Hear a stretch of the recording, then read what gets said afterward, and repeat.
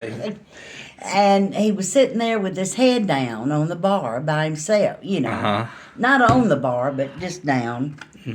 And I kept looking at him, and his back was turned, and then he turned around and looked at me. And then he walked over and asked me to dance. And I said, "Oh, yes." So I got up, and he had the most wonderful shoulders and chest. He had thrown paper since he was a little boy. And this is Truman? Truman. And his daddy told him he had a barrel chest, but I told him, I said, "No, you've got a beautiful chest, not a barrel chest." And we were dancing and dancing. And he said, "I'm going to come see you tomorrow." Now, that was Saturday night. It's Saturday night. How old were you? Let me see. How old was I? 26, I think. Yeah, 26. And I said, "But now, if you want to see me tomorrow, you'll have to come and go for a ride with me and my children, because I take them for a ride on Sunday afternoon." So he came over, and he went to ride with me and Butch and Dale. And he said, "I'm going to stop and get us a hamburger." I said, "Okay." And I said, "Oh, have them cut the hamburger in half. Half for Butch, one for Dale." I said, "They don't need a whole hamburger." Well, he said that impressed him. That I didn't want to just get out and spend his money up a storm. Well, from there on out, we were inseparable. I say the Lord brought us together even though we were in a honky-tonk. And he was a very good husband, father, and grandfather. Okay, how many kids did you have with him? What? How many kids did you have with him? Him. Stephen is the biological son, and Truman adopted Butch and Dale 1 year after we were married. Okay. Because their father was alcoholic, drug addict, and he would come over to pick them up for visitation. And one time he even fell off the porch. He was so drunk. And Truman had to go get him out from behind the bushes. So we didn't want them to continue to go with him. So he adopted them, and that was it. And I remember Taylor, my daughter's son, it was his grandson, came to him when he found out that his mother had been adopted by Truman. He said, "Papa, am I your real grandchild?" He said, "Well, yes, you are, and don't you ever ask me that question again." Amen. So that's the way it was. How long were y'all married? 47 years. Yeah. What do you do for a living? He worked for AT&T. He started out pulling cable across the highway, climbing poles that I prayed every day when he went up one. And then he graduated from that into residential telephone, and then from that into long distance computer type work, where if you've ever remembered the blackout in New York, he said if it had been his team, it would never have happened. So that's how intricate and important his job was at AT&T. So when did you meet Tom and Margaret? After Grandmother Nainama lived with us for a while. Okay. And we decided we would go to Florida. And we hadn't been married long. I don't know that they were living with us then, but we all said we wanted to go to Florida. And Tom and Margaret were not, they only came in the summer then, mainly. So we asked them, I think Grandmother Nainama asked them if we could come and stay in the house. And so that's what we did. We all went down together and stayed in the house. And it was wonderful. You know, we'd never been there before. And So tell me some childhood stories of you. of me, Of you, yes. I We was- already know about your getting run over by a car. I was a wild child. I was out running around and in the woods, and I smoked everything that had a hole in it. Didn't matter if it was a weed or a vine or whatever. And my Not back, a car. She got hit by a coal truck. Oh, a coal truck. You got run over by a coal truck. Yeah. Okay. Yeah. but my girlfriend and I, Sweet, we had known each other since we were 4. We ran up and down those streets, and we built clubhouses, and we climbed to the top of trees.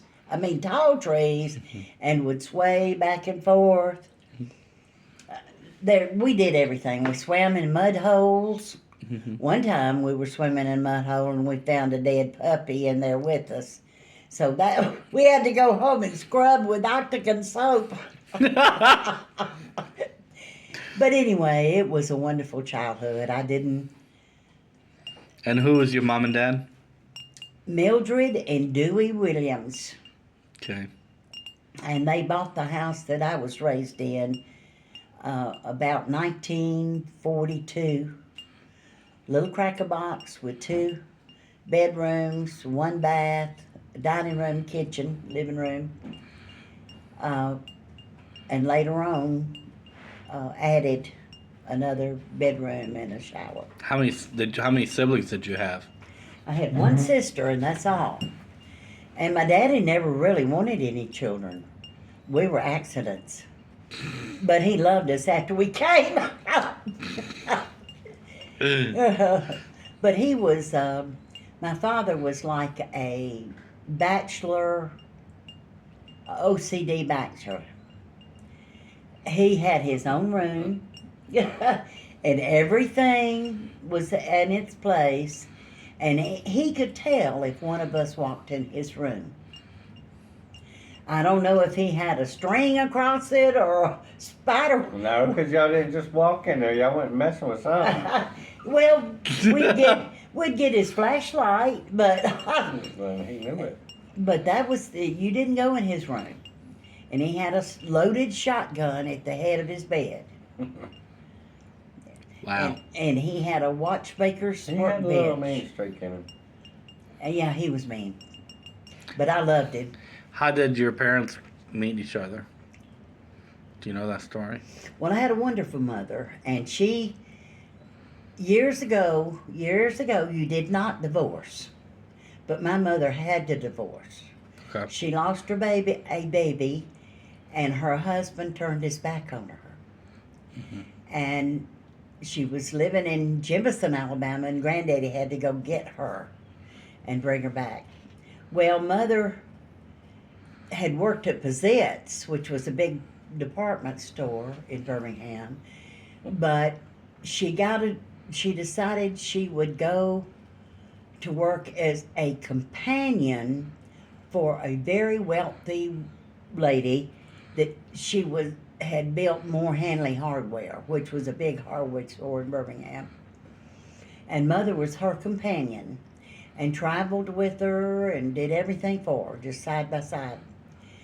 Well, my father was a watchmaker, and he was one of the few men in Birmingham that knew how to fix grandfather clocks. So Ms. Moore had called him to come fix their grandfather clock. And when he came in the door, Mother came to greet him, and she was coming down a long flight of steps. And he said, "I see an angel." That's what he said when he saw Mother. "I see an angel coming down the steps." So that was how they met. Oh, wow. But my mother was one of the best mothers that anybody could ever have. She helped me through thick and thin. Even when I was divorced with 2 little babies and no money, she washed all of our clothes, hung them out on the line. She cooked supper for us just about every night. And because I didn't have any money, I couldn't even buy groceries. I mean, if I made it to pay my little rent and utilities and everything and get back and forth to work. So your mother lived with you? No, but we would go over there every night. Oh, and okay. eat. For a while, they lived, and there's a little apartment complex by my grandmother's, Mm-hmm. and they lived there for a while, didn't you? Yeah. That was when I was married. Yeah. Before. Where'd y'all live with? But where y'all we lived within 5 minutes of her Mm. on 5th Avenue South. And I rented the little duplex for them because it had a fenced in backyard. But, and also their daycare was up the street. And I knew if my old car broke down, I could walk them up to daycare and then go across the street and catch a bus and go to work. And I worked at Red Cross then. And So tell me about Truman. yes, How you are related to the Taylors again, which I know, but this is for generations down the road to know. okay. Truman's cousins, of course, were the age of almost grandmothers Mm-hmm. when he was born. Mm-hmm. Miss Taylor had 3 boys within 36 months. And Aunt Alma, the maiden aunt, helped raise them in the old home place. And I think they called it Forest Park. I think it became Forest Park, but before then it had another name. Anyway, the sisters, you know, Aunt Charlie, Mm-hmm. Aunt Hattie Sue, and all of them were actually, they were aunts to Truman and O'Neill and Ed. But they were older, you know, aunts. Mm-hmm. And so when I married in the family, that everybody just took us in. So who was Truman's mom? Beulah. Beulah. That was Aunt Alma's sister and Aunt Charlie's sister and Uncle Harold's sister. And Hattie Yeah. Sue. Hattie Sue's sister. And there were 7 kids? Yeah, I think so, wasn't there? I think so. I think there was 1 boy and the rest were girls, right? And from what I understand, how they ended up in Birmingham, they were living in Mobile Mm-hmm. when the Spanish flu hit. Mm-hmm. And it was killing people everywhere. So the granddaddy, their papa,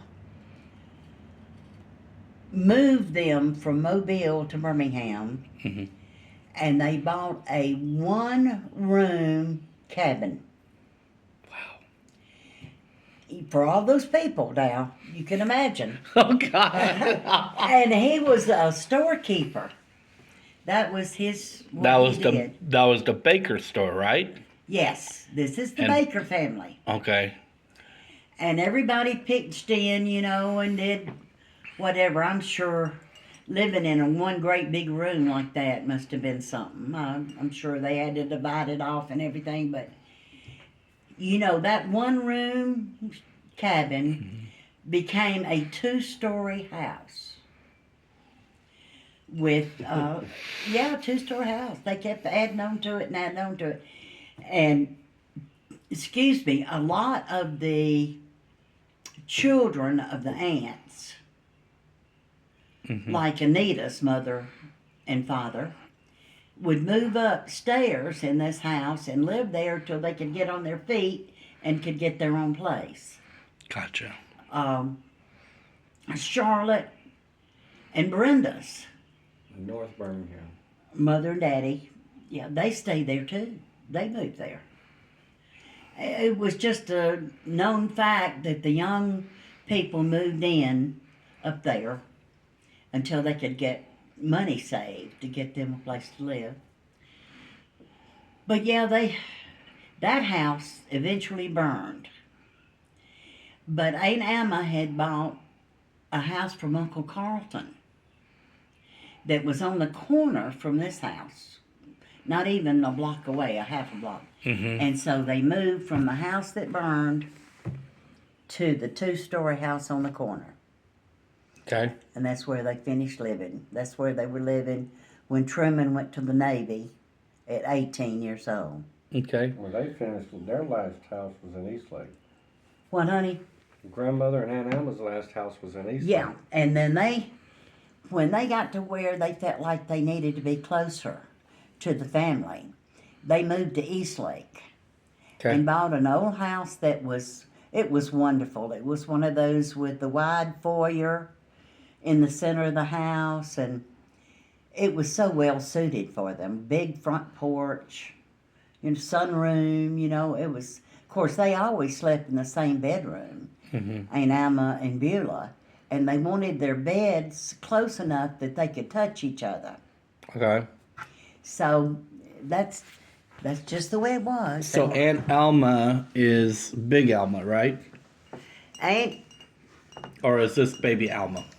Baby Alma had her 100th birthday Okay. yesterday, Yeah. or will. Baby Emma. Baby Alma. So we're talking about Baby Alma, But we're talking about Aunt Alma. Aunt Alma, which is the Big Alma that got named after. Right. Okay. But they always called Alma Baby Alma. Always. Okay. They never said Alma. They said Baby Alma. What kind of stories do you have about Aunt Hattie Sue and Uncle Neil? Okay, I remember at the big house, Aunt Hattie Sue, at Christmas and at Thanksgiving, Beulah and Aunt Emma would have a big get-together. And a big long table, And Uncle O'Neill and Aunt Hattie Sue would drive over from Fairfield, and they would, of course, your Uncle O'Neill played, was it harmonica or Yes. guitar? Yeah. He would play music and everybody would sing, and it was wonderful. It was a wonderful get together.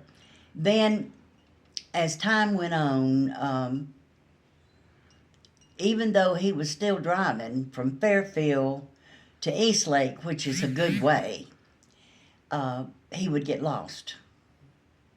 And Aunt Hattie Sue would try to, she'd never driven in her life. She would try to guide him back to Fairfield, and she would get him back home.